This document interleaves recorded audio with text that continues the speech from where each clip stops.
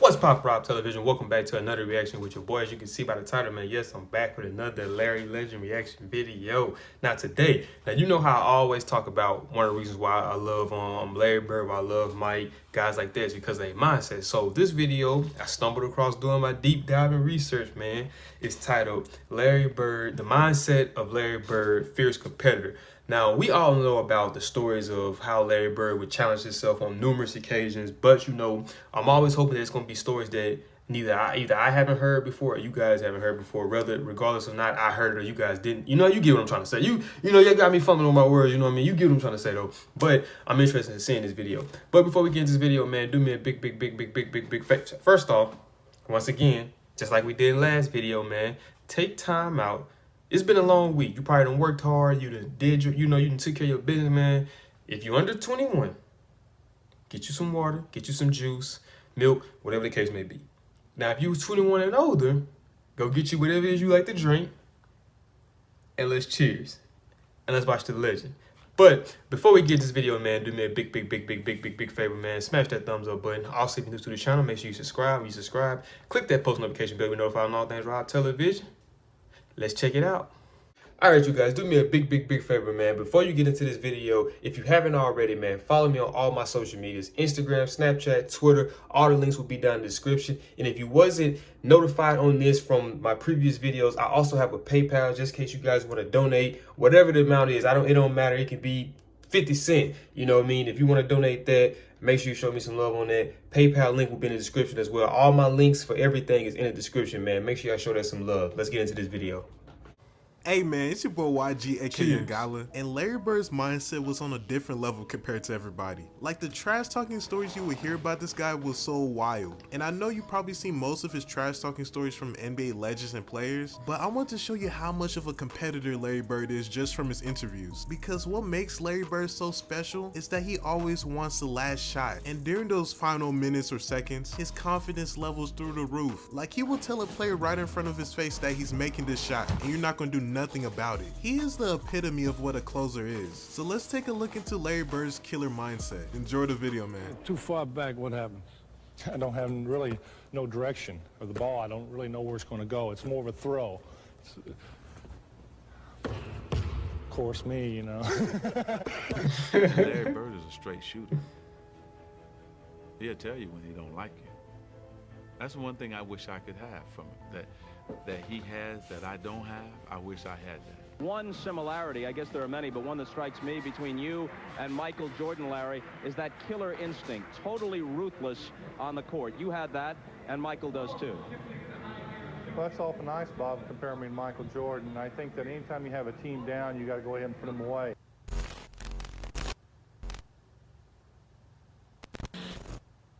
A lot of players in this league that can score the first 3 quarters of the game, but you get down to the 4th quarter when you need a basket, you can separate the men from the boys. And I always say that. It's been like that, and it's always going to be like that. You're always going to have the guys that come up with the attitude that they can make the last shot or make the big play. I don't know what makes a player do that, just their competitive nature and their will to win. That's almost like, check this out. So you might have a player like, let's go to today's basketball. So Steph Curry, arguably, like him or not, like the era or not, probably the best shooter of all time. But you would look at, all right, you would say, you would rather put the ball in somebody like Kobe hand, who probably nowhere near Curry as far as three-pointers made, as far as three-point percentage, whatever the case may be, nowhere near. But if the game is on the line, you would much rather put the ball in Kobe hands than you would in Steph hands. You know what I mean? Like, because Larry said, a lot of people can score, but when it comes down to making that game-winning bucket, that's what separates the men from the boys. And I always say that. And that's what made Larry and that's what made Mike so great, because, like I said, that killing instinct, man. It didn't matter, bro. They either was going to make the shot or they was going to miss the shot. But they was going to come right back out there the next game, next year, whatever detrimental situation they was in and play like nothing ever happened.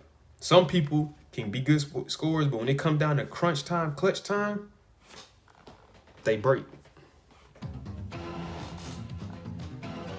And if it comes down to one shot, I want to be the guy to take it. Bird, Larry,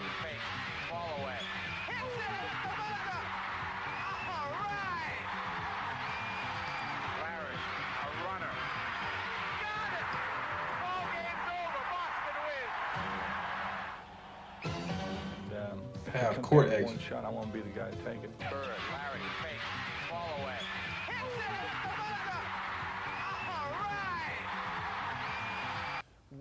When you saw the documentary, did you have the same feelings, or was it just, oh yeah, that's us, that's what we do? Yeah, they did a great job of capturing our feelings and how we feel about one another, but it's really all about the competition. I mean, even today, if we could do something to compete against one another, I still like to do that. Yeah. I mean, you got golf, you got whatever. Were you inclined early on to become friends with this guy because you were drawn to him because of his basketball abilities? Did you want to be friends with him from the beginning? From the beginning, I wanted to be friends, but Larry didn't want none of that. You know, and so, you know, and so I said, okay, if that's how it's going to be, then we have to be like that. Then, you know, so I started disliking him too. Then, you know, but, you know, he told me that, you know, I smiled all the time, and he knew that I will smile at you, but I want to cut your heart out at the same time. So he knew that that was part of my strategy, is to get him, lure him in as my friend. So he didn't want to demonstrate any weakness by becoming your friend. Now, did you feel what his advances to being a friend, and you just rejected them? You were not interested. You didn't like him. I mean, what was your side of that? It's not like one of my old girlfriends, you know. I mean, when you say advances, I get a little scared. But you know, my thing was when you compete, you're really not friends. You want to keep an edge, and I was like that through high school and through college. But Irvin is an outgoing guy. He loves everybody. He wants to high five, and you know, he got that big smile. My goal was to try to take 3 of them teeth home with me. Two different Whoa. perspectives. Larry, Whoa. were you able to intimidate Michael Jordan at all early in his career? I don't know. I never really said much to Michael. I hear all these things that people say, but I'm going to answer that for you, Larry. I love you just like I love Mike, but nah. But it's vice versa. Larry wasn't able to intimidate Mike, and Mike wasn't able to intimidate Larry. You know what I mean? So it's a knock to neither one of those guys. Now, opponents who felt like they couldn't match up to those guys was always intimidated by them. But those two are two alpha dogs. Like, they wasn't intimidated by each other. They respected each other, but they was not intimidated by each other. I'm a competitor. I played hard against the great players. Michael was a great player, and I just tried to do the best I could against him. I didn't have the athletic skills that Michael has. I couldn't jump as high or run as fast, but I had to make it up in other areas. And at times I did well, and other times I didn't do as well as I like to. But overall, I had a good career, and I'm very pleased with the way things went. Larry, I know what a fierce competitor you are. I can't help but feel in my heart that you have made a goal for yourself to get back the MVP. Well, not only the MVP, but the World Championship. That's the greatest satisfaction I can have, is winning both of them. But I think that the World Championship means a little bit more. But I think that any time that I'm playing up to my potential, our team plays better. And if I can have an MVP year, I think our team would do really well. Why is it so hard? Nobody's done it for 18 or 19 years, repeating. Well, the intensity level and the fact that there's always 2 or 3 teams in this league that are capable of knocking off anybody. And once you win the championship, you sort of lay back a little bit and let everybody come to you instead of taking it at them again. And I think that's cost us and the Lakers the championship back-to-back the last few years. Career, but you play so competitively that have you ever said, maybe I should ease up to prolong my career? Well, I remember when I first came to the league and we played against Artis Gilmore, he told me that I wouldn't last very long if I keep diving around. Well, it has caught up with me, and you know, I do dive a lot, and I do spend a lot of time on the floor, and that's probably why I do have a lot of injuries. But that's the way I play, and I'm not going to stop playing like that. What makes you want to be cocky? And that alone is what separated him from a lot of his peers. Just that simple tactic to the way he approached the game. Because like I said, man, you wouldn't see too many stars that was going to do the stuff that Bird was doing, man. Let's just be honest. And say something to somebody. I was taught at an early age to try to get all the advantage you can. I don't know if it helps or not, but it makes me feel better. It gives me confidence, and I really don't talk as much as I used to because I can't back it up like I used to. But it gets me fired up. I don't know if it does anything to the opponent, but it does. It fires me up. Does it bother you when people say basketball is a black man's sport? Not at all. A lot of people tell me I'm black on the inside and white on the outside. Basketball was just, it came to me, seemed like easy. I didn't have the quickness, I didn't have jumping ability. I just thought the game out. I was in about 6th or 7th grade. I couldn't wait till school be over because I knew over on the courts, the waiters from the hotel would be over there. They were black, older, and they let me play. You know, I always looked at that as I got an opportunity to play against a black man, and they treated me good. I couldn't wait to play against the best, and at that time, they were the best. Larry was complaining to the refs, and I was complaining to the refs, and the next time down the court, he got in my face. I was up 38-6. That's how I summarize it. Ladies and gentlemen, nobody does it better. And boy, I tell you, I like That's your an haircut. iconic line. Me too. It's different, isn't it? A little different, yeah. Yeah, good for you. You knocked off a lot of weight. Sure did. Over the summer, I worked out pretty hard, dropped my weight down about 15 pounds and got a haircut and tried to lift some weights to get a little bit stronger, and I think I've improved myself. You're playing better than you've ever played, I think, until you hurt your feet at least. Well, I was moving a little bit better, and when you move better and you react a little bit quicker, things tend to go your way. You owe me some money. You know why? The other night you're in Detroit. You got 59 free throws consecutive. I bet a guy you were going to break Murphy's record of 78 in a row, and you missed that. You clunked that 60th. I sure did. I should have had it. You know, I'm shooting the ball extremely well. My free throws are there. That wasn't even close. That was one of the free throws where it could have been an air ball just as easily as it hit the rim. But, you know, records are made to be broken, and it just went in the books then. You'll get it someday. I think so. I would really be proud of that record because I think free throws are concentration. I work on them a lot, and I'm very proud just to have 59 in a row. You got the throws because this shot wouldn't count. Look at the guys on the bench after this goes in. Look at the Hawks on the bench.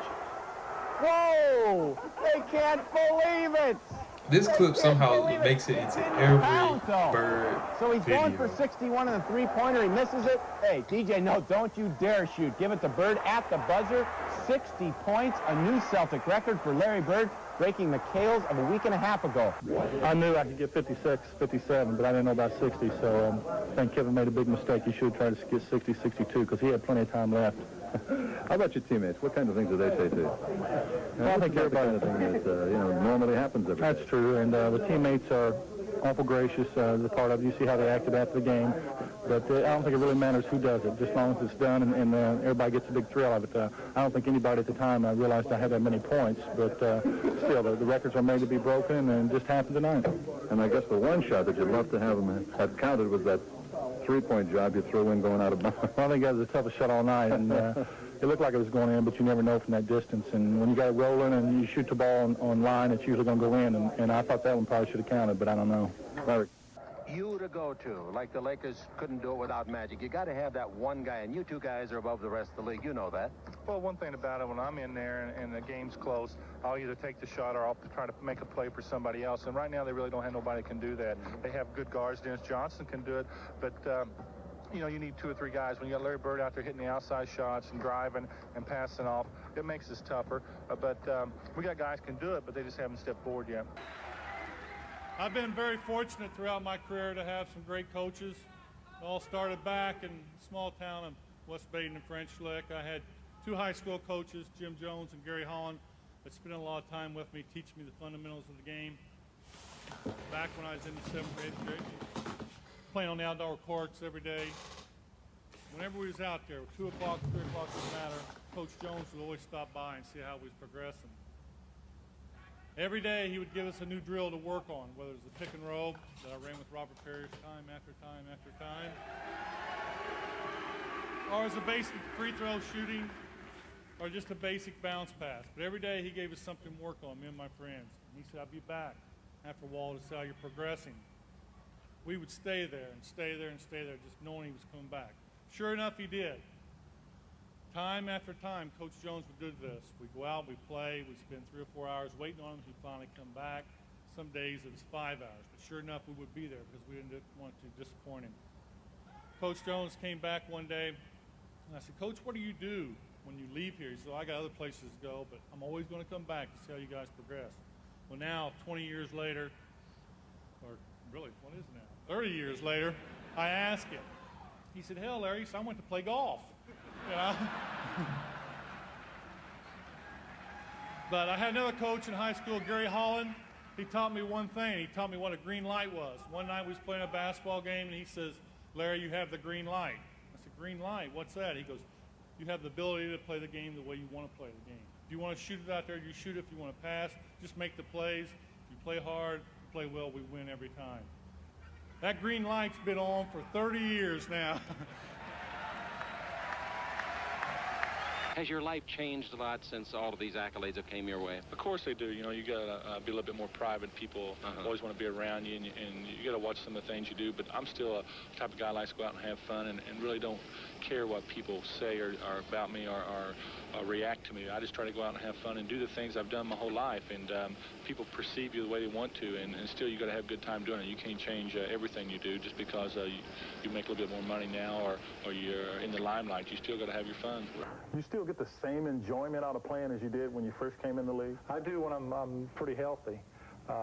This year was probably the best rookie camp I had, our training camp, because of the fact I was pain-free, I was moving well, I was feeling good. I knew I had to work on my game, my shooting, and work on my passing because I missed all summer. I never got to play all summer.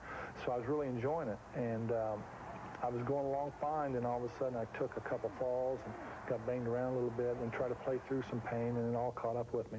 It's not fun when I'm sitting here now, but it is fun when you're out there and you're playing pain-free. It don't matter how old you are. If you love to do something and you love to work out and you love to play basketball, it really doesn't matter what your age are or how old you are. All the way up, forced the denial all the way up. We've done it before. Clear everybody out, go to the ball, break to the corner. He caught it here, and as he caught it, all he had to do was turn. He just turned, and he just let this thing go. That was beautiful shooting. That was picture perfect motion for that shot. Like he said, he caught it like right there, and all he had to do was turn, bucket. That was beautiful. And I'm standing right there. It is straight as an arrow. Dead on. We're lucky because it was right on line. He looked at me like, how did you ever leave me that wide open? You gotta be kidding me. So guys, I hope you enjoyed the video, and you can see why they call him Larry Legend. So tell me, where do you put Larry Bird on your all-time list? And make sure you like, share, subscribe, and show love to the YG gang. And I'm out.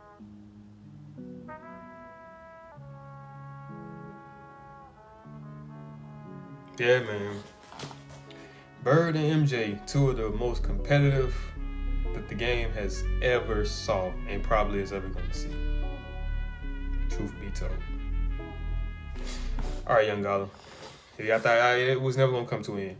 But as you can see, man, this is it for the video, man. If you guys enjoyed this video, do me a big favor, man. Smash that thumbs up button. Also, if you're new to the channel, make sure you subscribe. When you subscribe, click that post notification bell. You know, follow all things Rob Television. I'll see y'all in the next video. I'm about to stand gang.